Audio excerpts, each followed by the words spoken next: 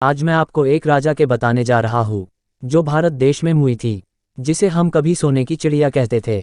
लेकिन अंग्रेज लोगों ने हमारा सारा सोना भारत से लुटकर अपने देश ले गए। लेकिन अभी भी भारत के कई हिस्सों में प्राचीन समय का बहुत सा खजाना गड़ा हुआ है, जिसे चोरी हो जाने के डर से जमीन में गाड़ देते थे, और उनकी मौत के बाद वो सोना चांदी कहीं धरती के गर्भ में गड़ा हुआ रहता था।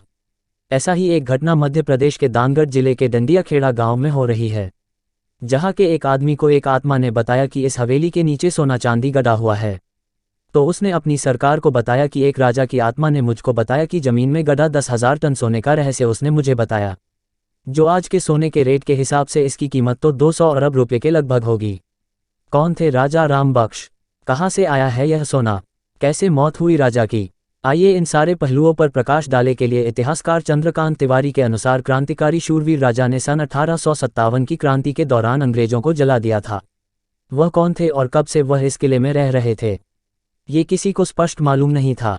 यहाँ के इतिहासकारों की माने तो 4 जून 1856 की क्रांति में दिलेश्वर मंदिर में छिपे 12 अंग्रेज को जिंदा जला दिया था। इसमें जनरल डीला फौज भी मौजूद थे। कहा जाता है कि राजा चंडिका देवी के बहुत बड़े भक्त थे। वह रोजाना सुबह मां चंडिका के दर्शन करने के बाद ही सिंहासन पर बैठते थे। लोगों के अनुसार राजा पूजा करने के बाद अपने गले में एक फूलों की माला जरूर पहनते थे। यही वजह है कि अंग्रेजों को जिंदा जलाने की सजा के रूप में फांसी की सजा सुनाई गई और उनको फांसी पर लटकाया गया, तो उन्हें कुछ नहीं हुआ।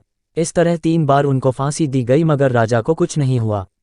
तब राजा राव राम बख्श सिंह ने अपने गले में पड़े फूल की माला को उतार कर फेंका और यमुना से अपनी आगोश में लेने की प्रार्थना की। उसके बाद जब अंग्रेजों ने उनको फांसी पर लटकाया, तब उनके प्राण शरीर से निकल गए थे, और उस इंसान को जिस आत्मा ने बताया था वो आत्मा वही होगी। इसके बाद उस आदमी को थोड़ा बहुत रुपया मिला और सारा खजाना सरकार को मिल गया।